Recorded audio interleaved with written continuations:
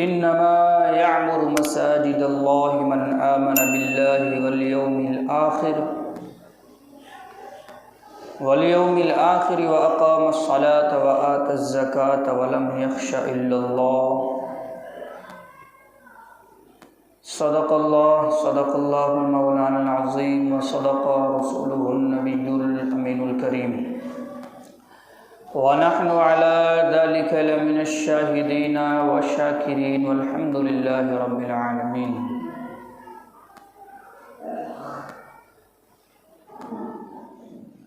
آقائے نعمت، نبی رحمت،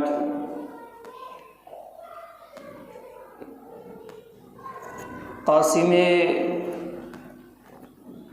عطائے رب ذوالجلال مصطفیٰ جان رحمت صلی اللہ علیہ وسلم نے ارشاد فرمایا کہ جس شخص نے مجھ نبی پر ایک مرتبہ درود پاک پڑھا، اللہ رب العزت اس پر 10 رحمتیں نازل فرماتا ہے۔ مزید ارشاد فرمایا پروردگارا اس کے 10 درجات کو بلند فرماتا ہے، اس کے 10 گناہوں کو مٹا دیتا ہے۔ تو آئیے حصول و برکت کے لیے حمد باری تعالیٰ کے بعد عادت کے مطابق عبادت کی نظر سے اپنے آقا و مولا ہم غریبوں کے غم گسار نائب پروردگار دونوں عالم کے مالک و مختار حضور احمد مجتبی محمد مصطفیٰ صلی اللہ علیہ وسلم کی مقدس بارگاہ بے کسبانہ میں درود پاک پڑھ لے۔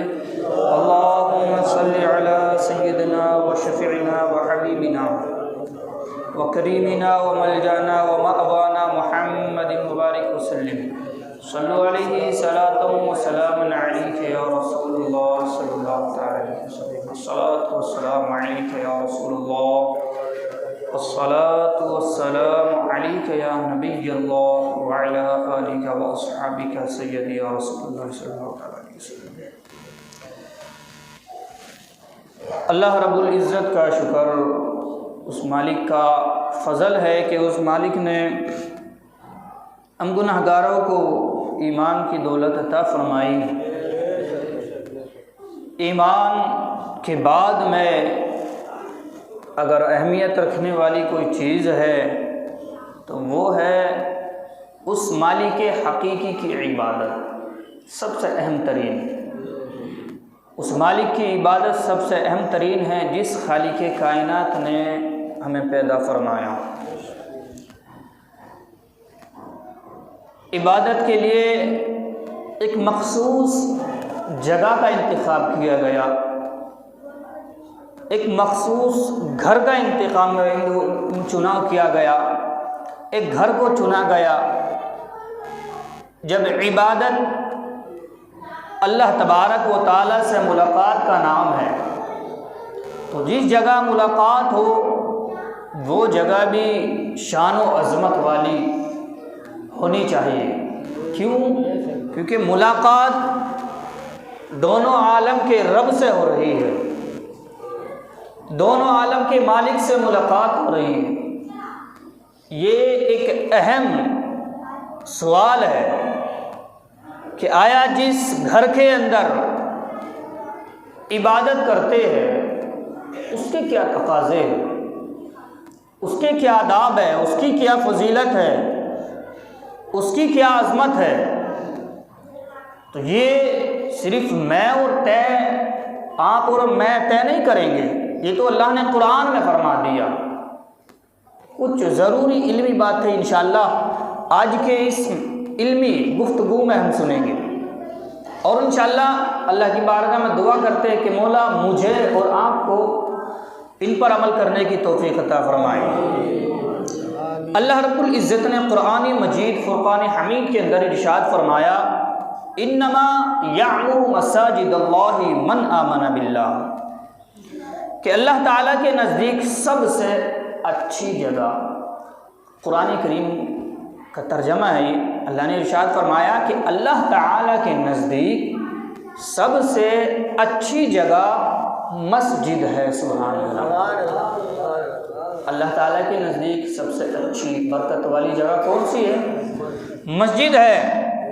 اور سب سے بری جگہ بازار ہے۔ سب سے بری جگہ کیا ہے؟ بازار ہے۔ تو اللہ رب العزت نے مسجد کے تعلق سے خود فرمایا کہ سب سے اچھی جگہ، اور جسے اللہ تبارک و تعالیٰ اچھا فرما دے وہ تو ہے ہی اچھا، پھر اسے برا کون کر سکتا ہے؟ جس کو اللہ اچھا کر دے اس کو برا کون کر سکتا ہے؟ یہ مسجدیں جو زمین کے اوپر ہے، اللہ رب العزت نے ان کی بڑی فضیلت بیان فرمائی ہے۔ حضور علیہ الصلوۃ والسلام نے روایتوں کے اندر ان کی بڑی فضیلت بیان فرمائی ہے کہ یہ مسجدیں، یہ جگہ کوئی عام جگہ نہیں ہے۔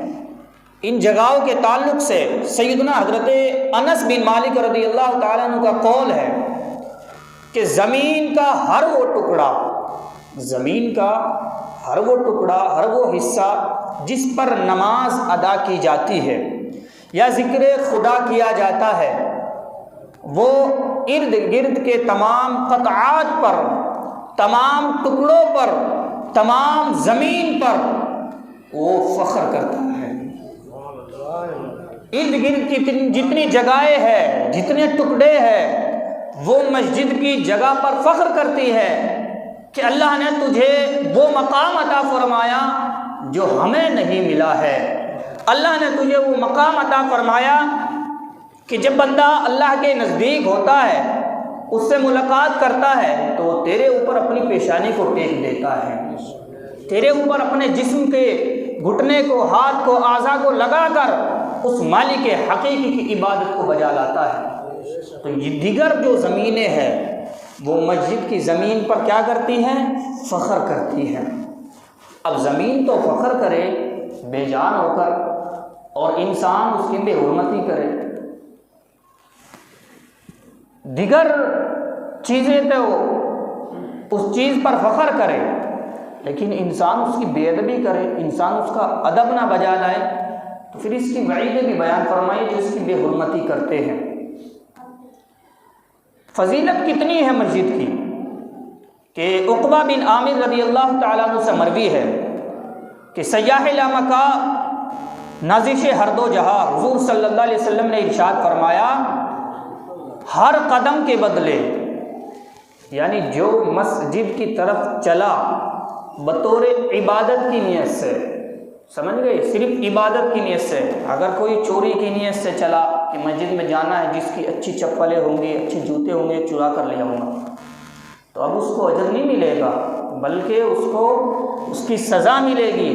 یہ جو فضیلت ہے یہ ان لوگوں کے لیے ہے جو خالصتاً اللہ کی عبادت کرنے کے لیے یا اللہ کے گھر میں اس لیے آتے ہیں کہ جب تک میں اللہ کے گھر کے اندر رہوں گا مجھ پر نیکیوں کی برسات ہوتی رہے گی، میں اللہ کے قریب رہوں گا، اس لیے سے آتا ہے۔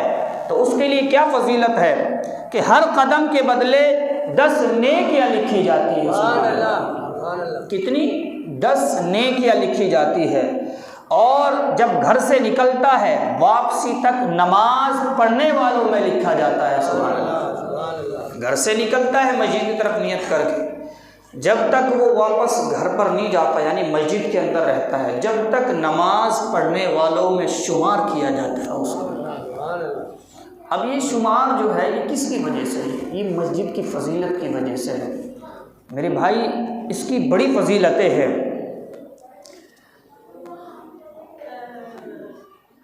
حضرت ابن عباس رضی اللہ تعالیٰ عنہ سے مروی ہے کہ ایک انصار کے گھر مسجد سے دور تھے، یعنی مسجد کی طرف چل کر آنا کتنی بڑی برکت کی بات ہے۔ یا بہت سارے یہ سوچتے ہیں جو دور رہتے ہیں، تھوڑا دور ہے، زیادہ بھی نہیں، اب تو تھوڑا سا دور بھی کہتے ہیں، بہت دور گھر ہے، وہاں سے کیسے مسجد میں آ سکتے ہیں؟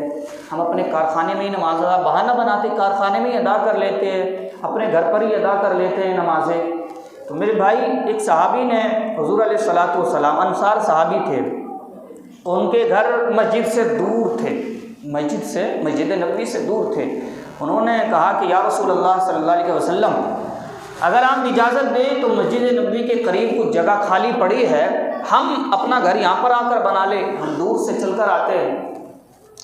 تو حضور علیہ الصلوۃ والسلام نے ارشاد فرمایا کہ وَكُنْتُ مَا قَدَمُوا وَآثَارَهُمْ وَكُنْتُ مَا قَدَمُوا وَآثَارَهُمْ کہ جو انہوں نے نیک کام کی آگے بھیجے اور وہ ان کے نشان یعنی قدم لکھے جاتے ہیں۔ جب تم اللہ کے گھر کی طرف چلو گے تو جتنے قدم رکھو گے، جتنی دور سے چل کر آؤ گے، جتنے زیادہ قدم ہوں گے اتنے قدم تمہارے اللہ کی بارگاہ میں لکھے جائیں گے۔ تو یہ دور سے آنا یہ تمہارا فضول نہیں جائے گا۔ ہر قدم پر روایت کے اندر آیا کہ 10 نیکیاں لکھی جاتی ہیں۔ اور سیدنا حضرت ابو موسیٰ اشعری رضی اللہ تعالیٰ عنہ سے روایت ہے کہ سب سے بڑھ کر نماز میں اس کا ثواب ہے جو زیادہ دور سے چل کر آیا ہو۔ سبحان اللہ، سب سے بڑھ کر اس کا زیادہ ثواب ہے جو زیادہ دور سے چل کر آیا ہو۔ کہاں؟ مسجد کے اندر۔ میرے بھائی یہ تو اب عذر نہیں بچا کہ ہمارا گھر دور ہے اس لیے ہم مسجد نہیں جا سکتے۔ ہاں وہ شرعی اگر کوئی عذر ہے، بہت شدید بارش ہو گئی یا کسی چور کا ڈر ہے کہ وہ مار ڈالے گا یا کسی ڈاکو کا ڈر ہے کہ لوگ کھسوٹ کر لے گا، جان کا کوئی خطرہ ہے، تو شریعت نے بعض چیزوں پر گنجائش یعنی اجازت دی ہے کہ گھر پہ نماز ادا کر سکتا ہے، یا اتنی شدید بیماری ہے کہ اگر مسجد تک جائے گا تو بیماری اور زیادہ بڑھ جائے گی۔ لیکن یہ نہیں کہ خامہ خواہ اپنی طرف سے بہانہ بنا لے کہ دور ہے نہیں جا سکتے۔ حضور علیہ الصلوۃ والسلام نے کہا کہ آپ وہیں پر رہو، یعنی ان صحابہ وہ انصار صحابہ وہیں پر رہے، وہیں سے چل کے مسجد کی طرف آتے تھے۔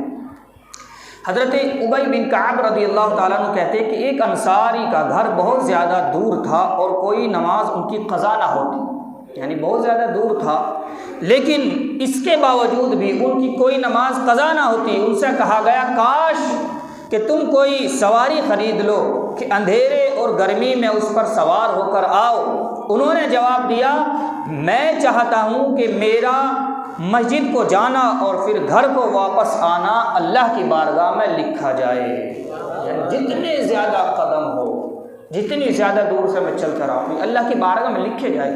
بھائی ہم اگر دنیا دار کے پاس جاتے، عہدے دار کے پاس جاتے ہیں، جا کر شکریہ بولتا ہے آپ کے آنے کا شکریہ، کوئی گفٹ وغیرہ بھی دیتا ہے، سب چیز دیتا ہے۔ اب جو بندہ احکم الحاکمین کے دربار میں جائے، دور سے چل کر آئے، تھوڑی بہت پریشانی بھی ہو جائے تو اللہ تبارک و تعالیٰ اس کو اور زیادہ ثواب عطا فرماتا ہے۔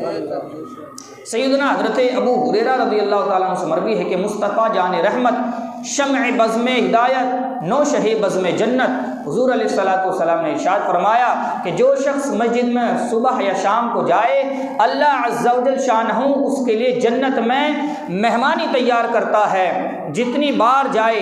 حضرت علی رضی اللہ تعالیٰ عنہ سے مروی ہے کہ آقا نعمت حضور صلی اللہ علیہ وسلم نے ارشاد فرمایا تکلیف میں پورا وضو کرنا اور مسجد کی طرف چلنا اور ایک نماز کے بعد دوسری نماز کا انتظار کرنا گناہوں کو اچھی طرح دھو دیتا ہے، گناہوں کو اچھی طرح دھو دیتا ہے۔ تو میرے بھائی بڑی برکتیں ہیں، بڑی فضیلتیں ہیں مسجد کی، اور بعض روایتوں کے اندر یہ آیا کہ جو مسجدیں یعنی جو جگہ ہے جن پر نماز پڑھتے ہیں ہم، کل قیامت کا دن ہوگا جب اعمال ہمارے ایسے ہوں گے کہ کسی وجہ سے نیکیوں میں کمی ہوگی تو یہی جگہ ہے جہاں پر ہم نے عبادت کری ہوگی، یہی مسجدیں روایتوں کے اندر آئے جب سب چیزیں فنا ہو جائیں گی تو یہ تمام مساجد اٹھا لی جائیں گی۔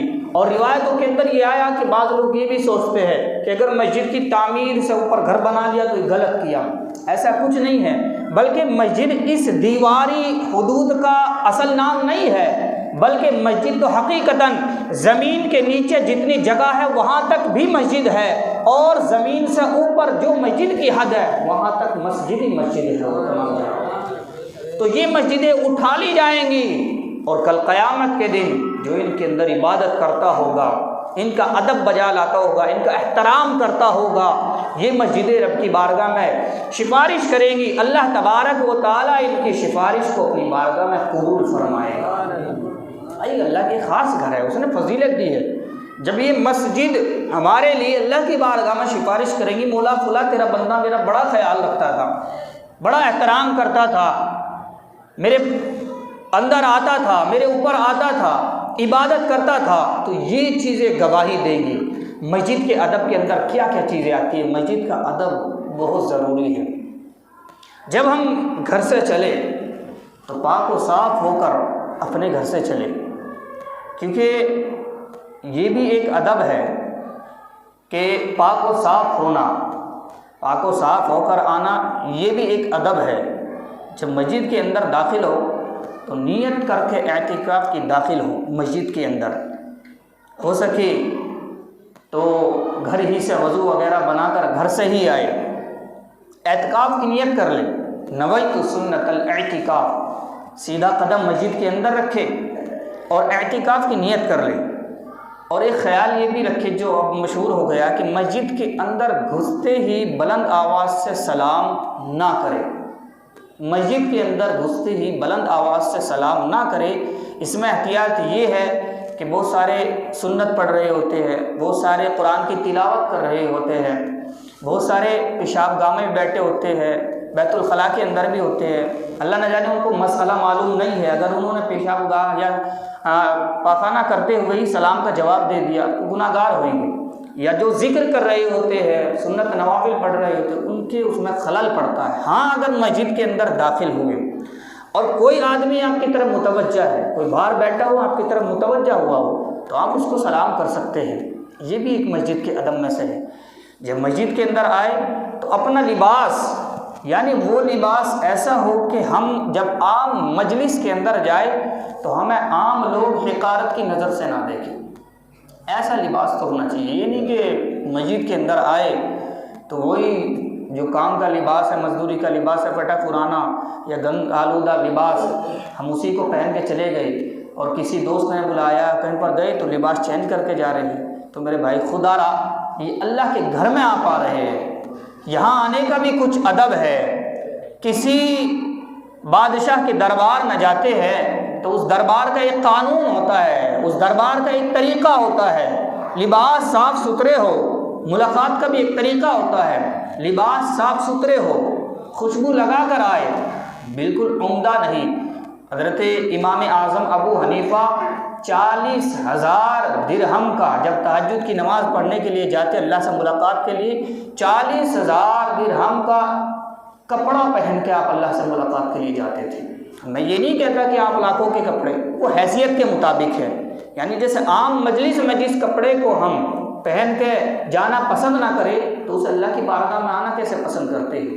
وہ ہے کہ ہم نے اللہ کی عبادت کو کمتر جانا ہے، اللہ کے گھر کو ہم نے کمتر جانا ہے۔ یہ بھی ایک ادب ہے، اچھا لباس ذی تن ہو۔ اور روایتوں کے اندر یہ بھی آیا کہ جب آئے تو ہم چیک کر لیں کہ ہم نے کوئی ایسی چیز تو نہیں کھائی جس کی بو سے نمازیوں کو تکلیف ہو۔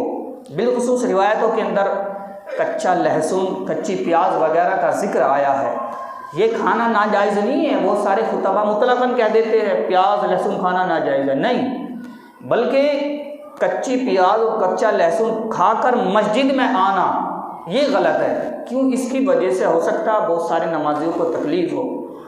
بہت سارے آدمیوں کے اندر کیا ہوتا ہے، بیڑی وغیرہ پیتے اس کی بو رہ جاتی ہے، یا بہت سے آدمیوں کے منہ سے بھی بعض بو ایسی آتی ہے، نمازیوں کو تکلیف ہوتی ہے، بہت سے لوگوں نے اس کی شکایت بھی کری ہے۔ تو خدا را جب مسجد کے اندر آئے تو اچھی طرح سے منہ کو صاف کر کے کوئی خوشبو لگا کر آئے۔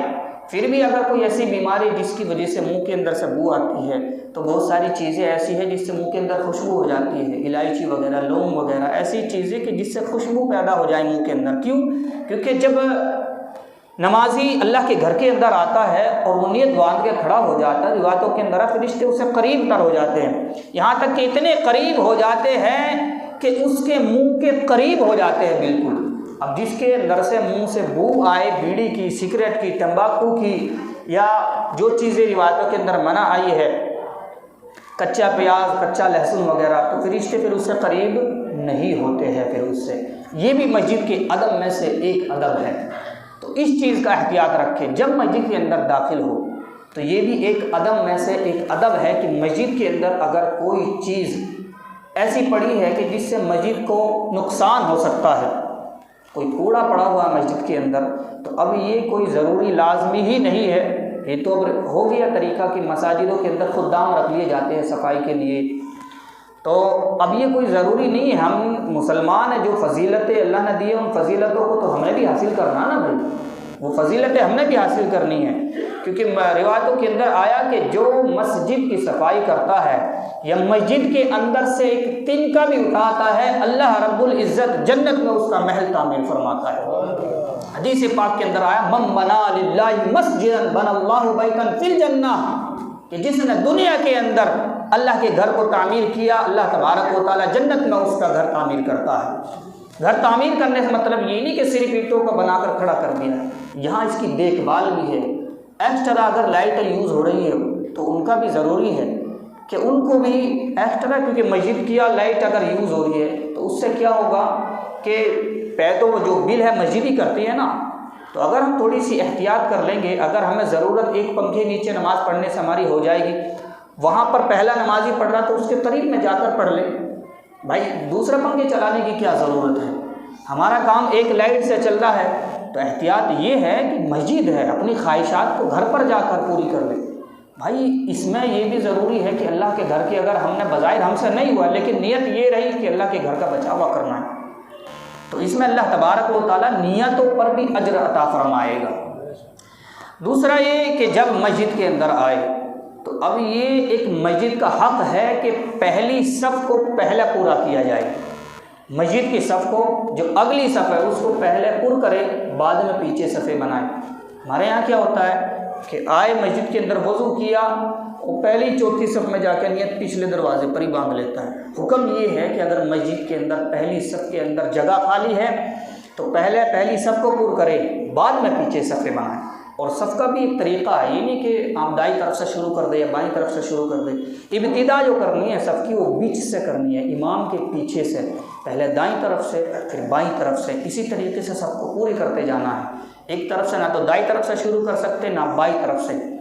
یہ بھی ایک یعنی ضروری ہے مسجد کے اندر رونق، اس سے بھی رونق ہوتی ہے۔ ایک آدمی ادھر بیٹھا اس کونے میں، ایک ادھر بیٹھا ہے، مثال کے طور پر اس نے پیچھے سنتوں کی نیت باندھ لی، آنے والے کو تکلیف ہوتی ہے، اسے پتہ نہیں ہے کہ اس کے آگے سے گزر جاتا ہے تو تکلیف ہوتی ہے۔ دوسرا یہ کہ جب وضو وغیرہ کر کے آئے، علماء نے اس پر متفق علیہ رد المختار رد المختار کہ جب وضو کر کے آئے تو وضو کا پانی اچھی طریقے سے، کیونکہ بھائی پاک جگہ ہے، یہ پاکیزہ جگہ ہے، یہ اللہ کا گھر ہے، ہم نے ہر نجاست سے اس چیز کو پاک کرنا ہے، پاک رکھنا ہے۔ صرف یہ نہیں کہ مؤذن کی ڈیوٹی ہے وہی پاک کریں گے، وہی صاف کریں گے اگر کوئی کوڑا پڑا ہے۔ ایک تنکا بھی اگر اللہ کی رضا کے لیے اٹھاتا نا مسجد سے، کتنی بڑی فضیلت ہے اس کی کہ اللہ تبارک و تعالیٰ اس کے لیے محل تیار کرتا ہے جنت کے اندر۔ تو جب وضو کر کے آئے تو اچھی طریقے سے وضو کرنے کے بعد اپنے ہاتھوں کا، اپنے چہرے کا جو پانی ہے اس کو وہیں پر صاف کر لے، کیونکہ علماء فرماتے ہیں مسجد کے اندر وضو کا پانی ٹپکانا یہ مکروہ تحریمی ہے، مکروہ تحریمی ہے۔ مسجد کے اندر ہو سکے وضو کر کے آئے اور داڑھی کا پانی بھی یہیں اگلی صف میں آ کے کرتے۔ اب آپ خود بتائیں کیا یہ مجاز کو، کیا انسان کا مجاز اس کو ایکسیپٹ کرے گا، کیا قبول کرے گا؟ اگر کہیں پر سب پر پانی گر گیا، مثال کے طور پہ آپ ہی نماز پڑھنے کے لیے وہاں کھڑے ہو گئے اور آپ کی پیشانی یا ناک اس پانی پر لگ گئی، تو آپ کے ذہن میں کیا جائے گا؟ کیا یہ پانی ہے؟ ہو سکتا کسی نے یہاں سجدہ کیا ہو اس کی ناک نکل گئی ہو، خیال آ سکتا ہے دل کے اندر۔